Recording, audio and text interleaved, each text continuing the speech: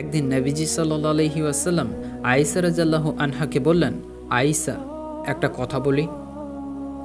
নবীজি সাল্লাল্লাহু আলাইহি ওয়াসাল্লাম একটা কথা বলবেন, তার জন্য আবার অনুমতির কি আছে? তাছাড়া নবীজির সাথে কথা বলতে চাইবে না এমন দুর্ভাগা আর কে হতে পারে এই ধরার মাঝে? আয়েশা রাদিয়াল্লাহু আনহা বললেন, জি অবশ্যই, বলুন। নবীজি সাল্লাল্লাহু আলাইহি ওয়াসাল্লাম মুচকি হেসে বললেন, আমি কিন্তু বুঝতে পারি তুমি কখন আমার ওপর অভিমান করে থাকো। নবীজি সাল্লাল্লাহু আলাইহি ওয়াসাল্লামের কথা শুনে বিস্মিত হলেন আয়েশা রাদিয়াল্লাহু আনহা। তিনি যা শুনেছেন তা যদিও বা সত্য, কিন্তু এই সত্যের এমন অকপট স্বীকারোক্তি তাও এমন একজন মানুষের মুখ থেকে পাওয়া যিনি গোটা বিশ্বজাহানের জন্য রহমতের ফুলগুদারা বয়ে এনেছেন। তাতে কি বিস্মিত না হয়ে উপায় আছে? বিষময়ের রেশটুকু চেহারায় ধরে রেখে আয়েশা রাদিয়াল্লাহু আনহা বললেন, কিভাবে বুঝতে পারেন ইয়া রাসূলুল্লাহ? এবার নড়ে চড়ে বসলেন নবীজি সাল্লাল্লাহু আলাইহি ওয়াসাল্লাম। আয়েশা রাদিয়াল্লাহু আনহার বিষময়ের ব্যাপারটা নবীজি সাল্লাল্লাহু আলাইহি ওয়াসাল্লামের কাছে গোপন থাকল না। প্রিয়তমা স্ত্রীকে এমন চমকিত, এমন পুলকিত হতে দেখে নবীজি সাল্লাল্লাহু আলাইহি ওয়াসাল্লামও আফুল্লত হলেন। আয়েশা রাদিয়াল্লাহু আনহার কৌতূহল মেটাতে নবীজি সাল্লাল্লাহু আলাইহি ওয়াসাল্লাম বললেন, আয়েশা, যখন তুমি আমার উপর অভিমান করে থাকো তখন আমার সাথে কথা বলার সময় তুমি বলো ইব্রাহিমের রবের কসম। আর যখন তুমি আনন্দে থাকো, তোমার মন মর্জি ফুরফুরে থাকে, তখন তুমি কথা বলো এভাবে মুহাম্মাদের রবের কসম।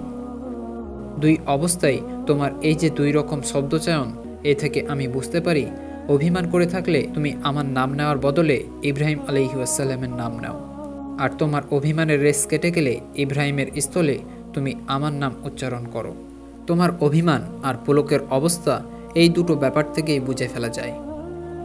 অন্য আরেক দিনের ঘটনা, নবীজি সাল্লাল্লাহু আলাইহি ওয়াসাল্লামের সাথে আয়েশা রাদিয়াল্লাহু আনহার সদ্যই বিয়ে হয়েছে।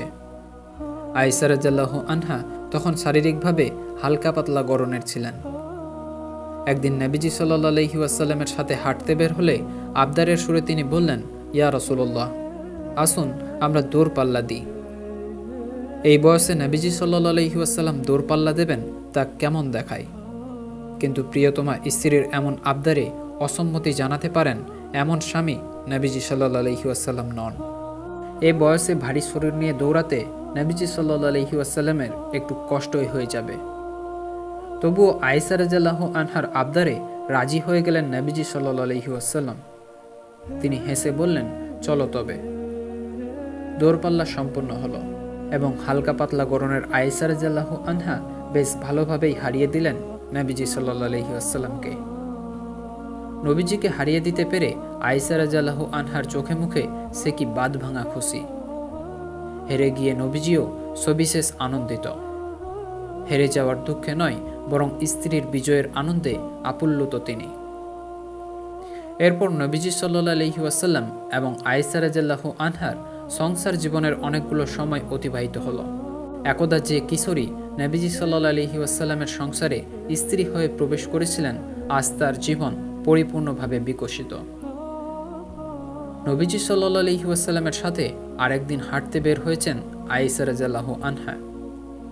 এবার তিনি আর আগের মতো আর হালকা দেহের অধিকারী নন, বরং আগের তুলনায় অনেকটা ভারী হয়েছে তার শরীর। ইতিপূর্বে নবীজি সাল্লাল্লাহু আলাইহি ওয়াসাল্লামের সাথে হাঁটতে বের হয়ে দৌড় প্রতিযোগিতা করার কথা ততদিনে বেমালুম ভুলে গিয়েছেন তিনি। কিন্তু আয়েশা রাদিয়াল্লাহু আনহা যতই ভুলে যান না কেন, নবীজি সেই দিনের স্মৃতিকে একটুও ভোলেননি। ওই দিনে আয়েশা রাদিয়াল্লাহু আনহার কাছে হেরে যাওয়ার কথা। যে তার আনন্দে আটখানা হওয়া কিশোরী আয়েশার হাস্যোজ্জ্বল মুখচ্ছবি এখনও নবীজি সাল্লাল্লাহু আলাইহি ওয়াসাল্লামের স্মৃতিপটে অমলিন। বহু পূর্বের সেদিনকার স্মৃতি রোমন্থন করে নবীজি সাল্লাল্লাহু আলাইহি ওয়াসাল্লাম এবার বললেন, আয়েশা, চলো আমরা আজ দৌড়পাল্লা দিই। যতই বয়স ও শরীর বাড়ুক না কেন, আয়েশা রাদিয়াল্লাহু আনহার চঞ্চলা মন তো আর কোথাও বন্ধক রেখে দেননি। সুতরাং নবীজির পক্ষ থেকে দৌড়ের প্রস্তাব পেয়ে তিনি উৎফুল্লই হলেন বলা চলে। 7-5 না ভেবে তিনি বললেন, হ্যাঁ, দেওয়াই যায়। সম্পূর্ণ হলো দৌড়পাল্লা, কিন্তু এবারের ফলাফল একেবারে ভিন্ন। গতবার বেশ ভালোভাবেই জিতেছিলেন আয়েশা রাদিয়াল্লাহু আনহা, কিন্তু এবার তাকে পরাস্ত করে দিলেন নবীজি সাল্লাল্লাহু আলাইহি ওয়াসাল্লাম। এবারের প্রতিযোগিতায় বিজয়ী হলেন আল্লাহর রসুল। দৌড় শেষে ভীষণ ক্লান্তিতে হাঁপাতে থাকা আয়েশা রাদিয়াল্লাহু আনহার কাছে এলেন নবীজি। দুজনের মুখেই ক্লান্তি আর আনন্দের ছাপ। মুখে হাসি জিইয়ে রেখে নবীজি সাল্লাল্লাহু আলাইহি ওয়াসাল্লাম তাকে বললেন, আয়েশা, হয়ে গেল তো বদলা। আয়েশা রাদিয়াল্লাহু আনহার মনে পড়ে গেল বহু আগের এক স্মৃতিময় দিনের কথা। একদিন এমন এক প্রতিযোগিতায় নবীজি সাল্লাল্লাহু আলাইহি ওয়াসাল্লামকে পরাস্ত করেছিলেন তিনি। সেই দিনের বদলাটাই আজ ওসুল করে নিলেন নবীজি। এই যেন এক মধুময় প্রতিশোধ।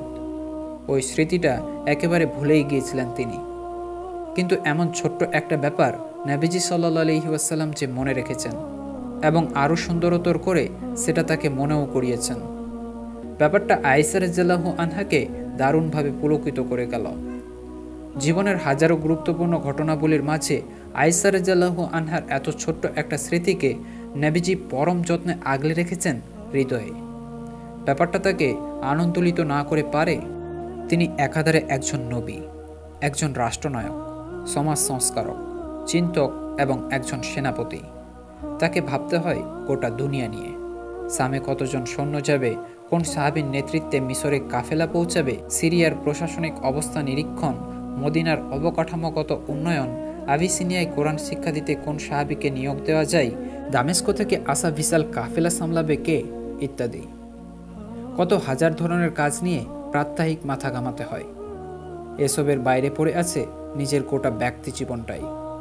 আমরা জানি ব্যক্তিগত জীবনে আল্লাহর সাথে সম্পর্ক উন্নয়নে নবীজি সাল্লাল্লাহু আলাইহি ওয়াসাল্লামের সমান পর্যায়ে মানুষ দুনিয়াতে না কখনো ছিল আর না ভবিষ্যতে আসবে।